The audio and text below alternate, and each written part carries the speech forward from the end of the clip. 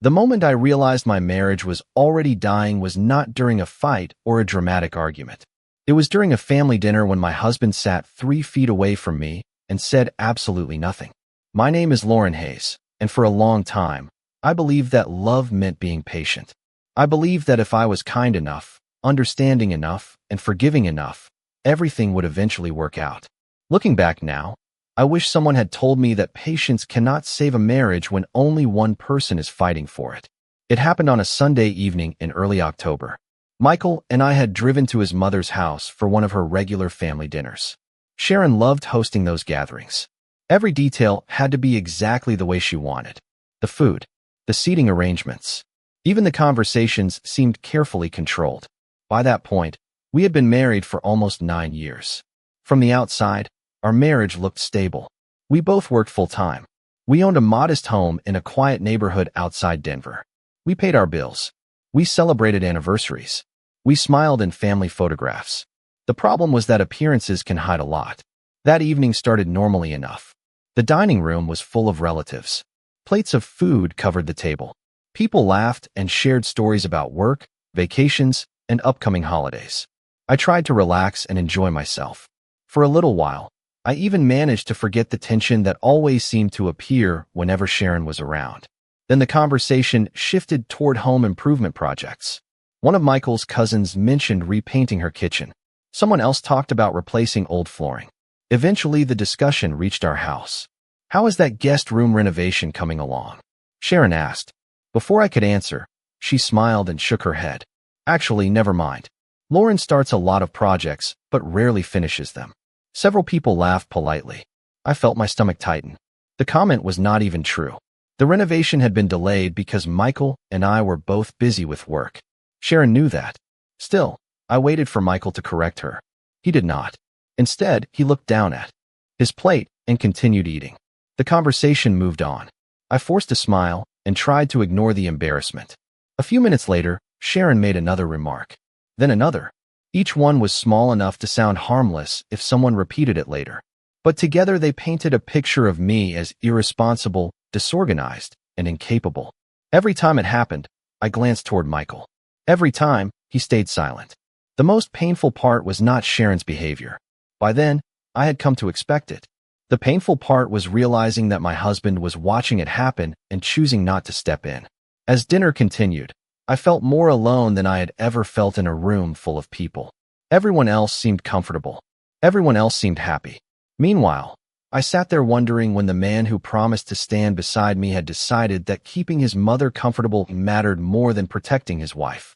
At the time, I told myself it was just one bad evening. I did not know that this dinner was only the beginning of a much larger realization. When we finally left Sharon's house that night, the drive home felt unusually quiet. The city lights passed outside the windows while Michael focused on the road. Normally, after family dinners, we would talk about something we heard or laugh about a funny story someone shared. This time neither of us spoke. The silence sat between us like an unwanted passenger. I kept replaying the evening in my head. Not Sharon's comments. Not even the laughter around the table. What I remembered most clearly was Michael looking down at his plate every time I needed him.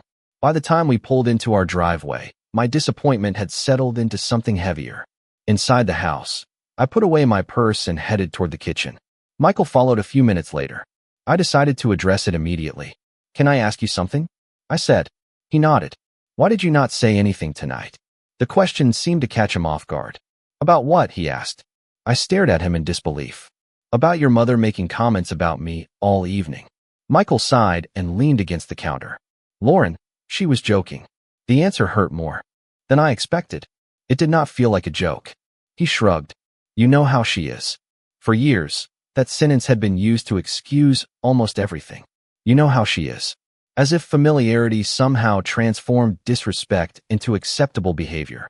"That does not make it okay," I replied quietly. Michael rubbed the back of his neck. I just did not want to start an argument. There it was. The explanation I would hear again and again over the following months. He was not protecting me. He was protecting the peace. At least that was what he told himself. The problem was that the peace always came at my expense. A few weeks later, another example appeared. Sharon stopped by unexpectedly on a Saturday afternoon. Michael was outside mowing the lawn while I was organizing paperwork at the dining room table. Sharon walked through the front door carrying a shopping bag and immediately began criticizing the house. The curtains needed replacing. The guest bathroom looked outdated. The furniture arrangement made the living room feel smaller. I listened politely and tried to ignore it. Then she picked up a framed photograph from a shelf and frowned. "I never understood your decorating choices," she said. "You have always struggled with things like this." The comment was small, almost harmless on the surface, yet it carried the same message as every remark before it. "You are not good enough. You never quite measure up." Michael walked inside a few minutes later and heard the last part of the conversation. For one hopeful second, I thought he might finally say something. Instead, he laughed softly and changed the subject. Sharon smiled. The moment passed. Everyone moved on except me. That evening, while washing dishes, I found myself asking a question I had never seriously considered before. If someone repeatedly hurts you and the person who claims to love you keeps allowing it, who is truly responsible for the pain? The answer made me uncomfortable, because for the first time, I began to wonder whether my marriage had a much bigger problem than Sharon Hayes. Over the following months, I started noticing something I should have recognized years earlier. The problem was never a single comment or a single family dinner. It was the pattern. Every time Sharon crossed a line, Michael found a reason to excuse it. Every time I expressed hurt, he found a way to minimize it. The details changed, but the outcome never did. One Friday evening, Sharon invited us to meet her and several relatives at a local restaurant. I almost declined. Something inside me already knew how the evening would end. Still, I went because I was trying to save my marriage, and at that point I still believed effort could fix things. The restaurant was crowded and noisy. Everyone gathered around a long table near the back. For the first hour, everything seemed pleasant. People discussed work, travel plans, and upcoming birthdays. Then the conversation turned toward careers. One of Michael's cousins congratulated me on a recent promotion at work. Before I could respond, Sharon smiled and said, "Well, Lauren has always been ambitious. Sometimes I think she cares more about her job than her family." The table became quiet for a moment.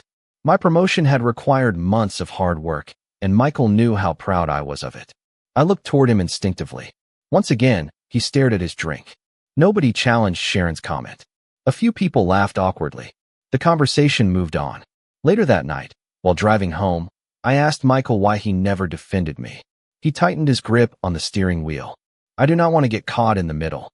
I turned toward him in disbelief. "You are already in the middle. You are my husband." He remained silent for several seconds. Then he said the words that stayed with me for weeks. "I just wish everyone could get along." At first, the statement sounded reasonable. The more I thought about it, however, the more troubling it became. Getting along always required one person to absorb the discomfort, one person to tolerate the disrespect, one person to remain quiet. That person was always me. A few weeks later, Sharon hosted a holiday gathering at her house. While helping set the table, I overheard her speaking to a relative in the kitchen. She did not realize I was standing around the corner. "Michael deserves someone less difficult," she said. The words hit me like a wave of cold water. I waited for anger. Instead, I felt exhaustion. Deep, overwhelming exhaustion. When dinner began, I sat beside my husband and looked around the room. Family members laughed and shared stories. Glasses clinked. Music played softly in the background. Yet I felt completely alone. The loneliness surprised me because I was sitting inches away from the man I had promised to spend my life with. That was the moment I began to understand something important. The worst loneliness is not being by yourself. The worst loneliness is realizing that the person beside you stopped standing beside you a long time ago. And as that realization settled into my heart, I started wondering how much longer I could keep pretending our marriage was still intact. The event that finally changed everything happened the following spring during Sharon's 65th birthday celebration. More than 30 relatives gathered at a private room in a local restaurant. Michael had spent weeks helping organize the dinner, and Sharon talked about it constantly. By the time the evening arrived, I was already anxious. Something inside me had started anticipating disappointment whenever we were around his family. Still, I dressed up, smiled, and told myself I would get through another evening. At first, everything seemed pleasant. The room was filled with conversation, laughter, and the clinking of glasses. Family members moved from table to table sharing stories, and taking photographs. Sharon sat at the center of everything, enjoying the attention. I spent most of the evening speaking with relatives and trying to avoid any unnecessary conflict. Then the speeches began. Several family members stood to share memories and offer kind words. Michael eventually rose from his chair and spoke about his mother's generosity and dedication to family. Everyone applauded. Sharon looked delighted. A few minutes later, one of Sharon's friends jokingly mentioned how difficult it must have been for Sharon to let her son get married. The room laughed. Then Sharon took the microphone. What happened next is something I will never forget. Smiling directly at the crowd, she said, "Well, every mother worries when her son marries the wrong person." A wave of nervous laughter spread across the room. My stomach dropped. Sharon paused just long enough to make sure everyone understood the implication. Then she added, "Luckily, mothers learn to tolerate things for the sake of family." More laughter followed. I felt heat rising in my face. Several people looked away. Others pretended not to notice. Slowly, I turned toward Michael. He was sitting only a few feet away. This was it. This was the moment. The moment any husband should recognize instantly. The moment he should stand up and say enough. Instead, Michael shifted uncomfortably in his chair and forced a small smile. He said nothing. Not one word. The silence was louder than anything Sharon had said. In that instant, something inside me finally broke. Not because of Sharon. Her opinion no longer surprised me. What shattered was the last piece of faith I still had in my husband. I realized I had spent years believing that one day he would choose our marriage. One day he would establish a boundary. One day he would protect the partnership we promised to build together. Yet here we were. Another public humiliation. Another opportunity to stand beside me. Another failure. The rest of the evening passed in a blur. I smiled when necessary. Answered questions when spoken to. Posed for photographs. But emotionally, I was already somewhere else. On the drive home, Michael commented that the party had gone well. I stared out the passenger window at the dark highway and felt a strange calm settle over me. For the first time in years, I stopped asking why Sharon treated me this way. That question no longer mattered. The question that mattered was much harder. Why was I still fighting for a marriage that my husband refused to defend? 4 days after Sharon's birthday dinner, I carried that question with me everywhere. It followed me through meetings at work, grocery store visits, and quiet evenings at home. Why was I still fighting for a marriage that my husband refused to defend? The more I thought about it, the harder it became to ignore the truth. For years, I had blamed Sharon. For nearly everything. She was the one making the comments. She was the one creating tension. She was the one constantly inserting herself into our lives. Yet every time I replayed those memories, another detail stood out. Sharon only had as much power as Michael allowed her to have. One evening, I sat alone in our living room looking through old photographs. There were pictures from vacations, birthdays, anniversaries, and family gatherings. In almost every image, I was smiling. Looking at them now felt strange because I could remember exactly what many of those days were actually like.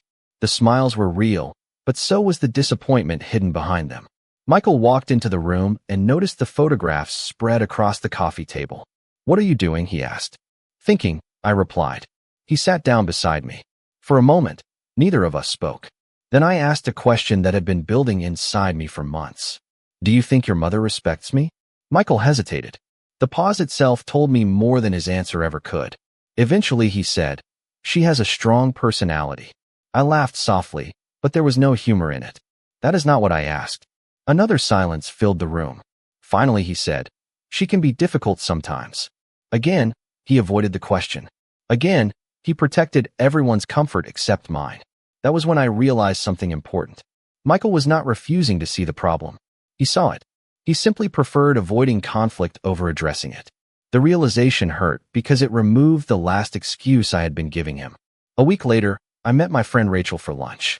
We had known each other since college, and she was one of the few people who always spoke honestly.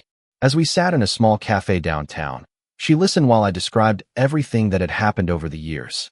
The comments, the family dinners, the excuses, the silence. When I finally finished, Rachel leaned back in her chair and looked at me carefully. "Can I ask you something?" she said. I nodded. "If a stranger treated you this way every week, would Michael defend you?" The answer came immediately. "Yes." Rachel nodded slowly. "Then this is not about being unable to speak up. It is about choosing when to speak up. Her words settled heavily in my mind. On the drive home, I replayed that sentence again and again. For years, I had viewed Sharon as the person damaging my marriage. Now, for the first time, I saw the situation differently.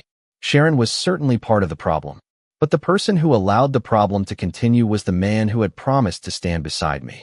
That realization changed everything because once I stopped blaming her for all of it, I could finally see where the real betrayal had been coming from all along. After my lunch with Rachel, I sat in my car for nearly 20 minutes before starting the engine. Her question had exposed something I could no longer avoid. For years, I had been waiting for Michael to become the husband I needed. I kept believing that the next conversation would change things. The next family gathering would be different. The next insult would finally be the one that made him speak up. Yet none of those things ever happened. As I drove home, a strange sense of clarity settled over me. It was painful, but it was also freeing. When I walked through the front door that evening, the house looked exactly the same. The furniture had not changed. The photographs on the walls were still there. Michael was sitting on the couch watching television. Everything appeared normal. The difference was that I was finally seeing our marriage without the excuses I had spent years creating. Over the next several weeks, I stopped arguing. I stopped trying to convince Michael that his mother's behavior was hurtful. I stopped explaining why certain comments bothered me. At first, he seemed relieved. The difficult conversations disappeared. The tension he always wanted to avoid appeared to be gone. What he did not realize was that I was not becoming happier. I was becoming detached. One Saturday afternoon, Sharon called while Michael and I were having lunch. I could hear her voice through the phone speaker. Within minutes, she was criticizing a decision we had made about an upcoming holiday. Michael listened quietly. Then he looked at me and said, "Maybe we should just do it her way." In the past, I would have argued. I would have explained why our opinion mattered. This time I simply nodded and continued eating. Michael looked surprised. He probably thought we had finally reached a place of peace. The truth was much sadder. I was no longer fighting because I no longer believed the fight could be won. A few days later, Rachel called to check on me. We met for coffee after work. The moment she saw me, she asked if I was okay. I thought about giving the usual answer. Instead, I told her the truth. I think something changed. Rachel listened carefully. "What changed?" she asked. I stared into my coffee cup for several seconds before answering. I used to believe that if I explained my pain clearly enough, Michael would understand. Rachel nodded. I continued. "Now I think he already understands." Saying those words out loud felt like crossing a line I could never uncross. Because if Michael understood and still chose silence, then the problem was not misunderstanding. The problem was choice. Rachel remained quiet for a moment. Then she asked the question that transformed everything. If your husband watches someone hurt you over and over again, what exactly is he protecting? I already knew the answer. He was protecting his own comfort. Not our marriage. Not me. His comfort. That realization became the moment everything shifted. The old belief I had carried for years finally disappeared. Love was not supposed to require endless explanations. Respect was not supposed to depend on constant negotiation. And a husband who truly valued his wife would not need to be convinced to stand beside her. For the first time in a very long time, I stopped wondering how to save my marriage and started wondering what my life would look like if I finally chose myself. After that conversation with Rachel, I stopped asking to be chosen. It sounds like a small change, but it transformed everything. For years, nearly every decision I made had been influenced by the hope that Michael would eventually understand what I was feeling. I wanted him to see the damage. I wanted him to recognize the loneliness. Most of all, I wanted him to decide that our marriage deserved protection. Once that hope disappeared, something unexpected happened. I felt lighter. Not happier. Not yet. But lighter. The burden of constantly waiting for someone else to change was finally gone. Over the following weeks, I quietly began preparing for a future that looked different from the one I had imagined. I did not make dramatic announcements. I did not threaten to leave. I simply started paying attention to practical realities. I reviewed finances. I organized important documents. I opened a separate savings account and began setting aside money from each paycheck. Every small step gave me a sense of control I had not felt in years. Meanwhile, Michael seemed to believe things were improving. We argued less because I had stopped trying to convince him of anything. Family gatherings became easier because I no longer expected him to defend me. Ironically, The less emotionally invested I became, the more peaceful the surface of our marriage appeared. One evening, Sharon invited us to another family dinner. During the meal, she criticized a vacation destination Michael and I had discussed visiting. According to her, it was a waste of money and poor planning. Several years earlier, the comment would have bothered me for days. This time, I simply listened. When I glanced at Michael, he did exactly what I expected. Nothing. For the first time, his silence did not hurt. It confirmed a truth I had already accepted. On the drive home, he commented that everyone seemed to get along better lately. I almost smiled at the irony. The conflict had not disappeared. I had simply stopped participating in a battle that could never be won. A few days later, I toured a small apartment across town during my lunch break. The building was modest. The kitchen was smaller than the one in our house. The living room overlooked a parking lot rather than a mountain view. Yet as I walked through the empty space, I felt something I had not experienced in a very long time. Peace. Nobody was criticizing my choices. Nobody was questioning my worth. Nobody was asking me to earn respect that should have existed already. That evening, I sat alone in the backyard watching the sunset while Michael worked late. The sky turned shades of orange and gold above the trees. I thought about the woman I had been when I married him. She believed love could overcome anything. She believed patience would eventually be rewarded. She believed loyalty would be returned with loyalty. I did not regret being that person. But I understood now that love without mutual respect eventually becomes exhaustion. As darkness settled over the yard, I made a decision. Not an emotional decision. Not an impulsive decision. A calm and deliberate one.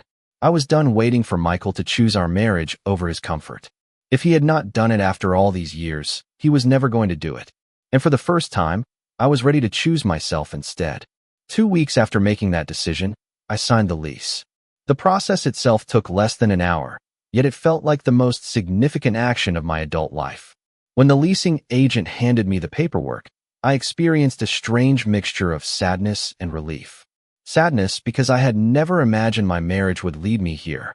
Relief because for the first time in years, I was moving towards something instead of simply enduring something. I did not tell Michael immediately. I spent several days organizing practical details first. Utilities, insurance, address changes.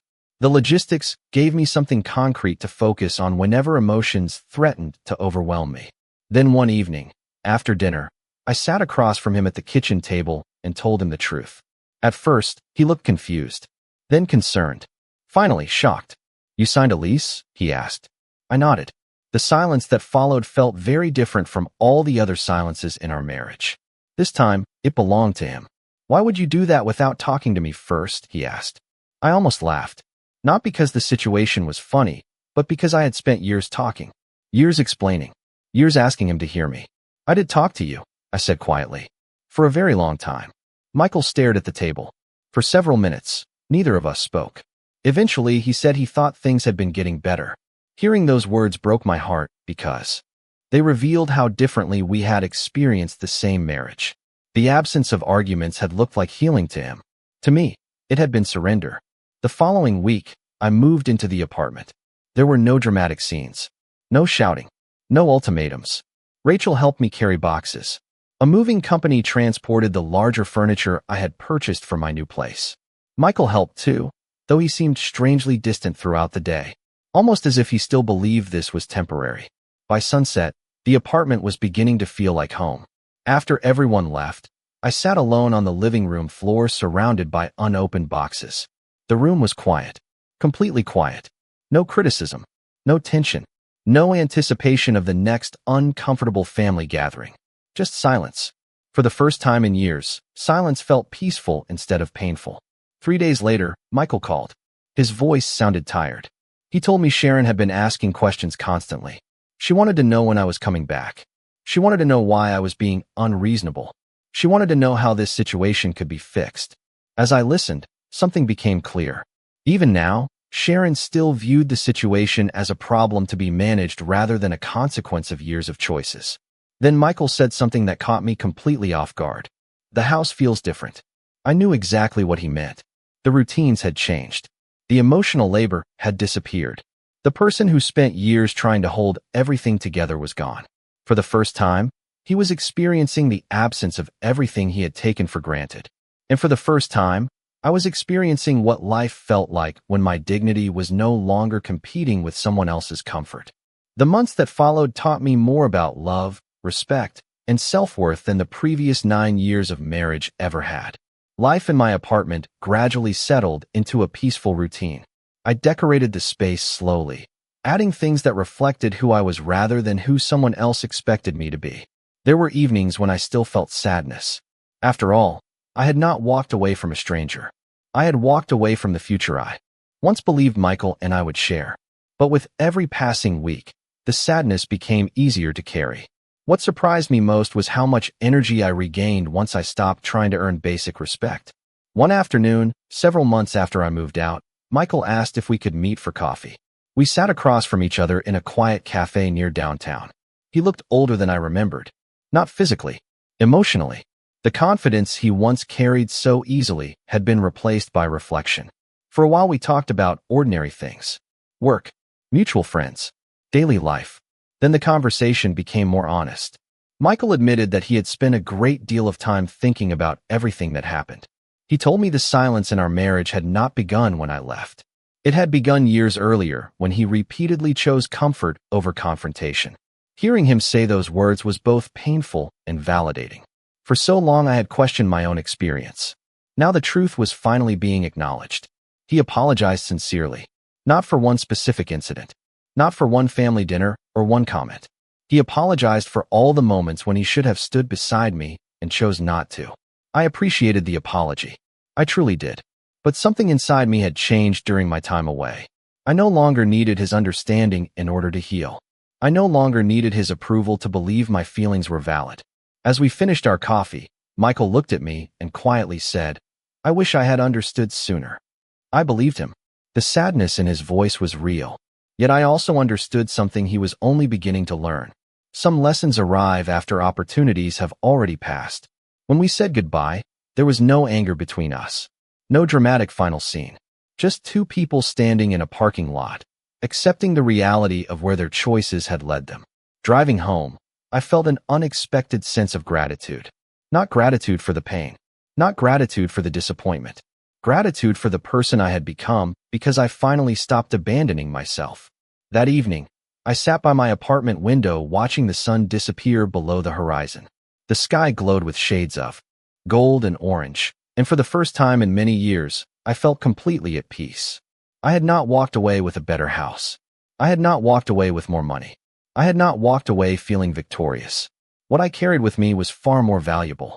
I carried my dignity. I carried my self-respect. I carried the certainty that my worth was never dependent on someone else's willingness to recognize it. And in the end, that was more than enough.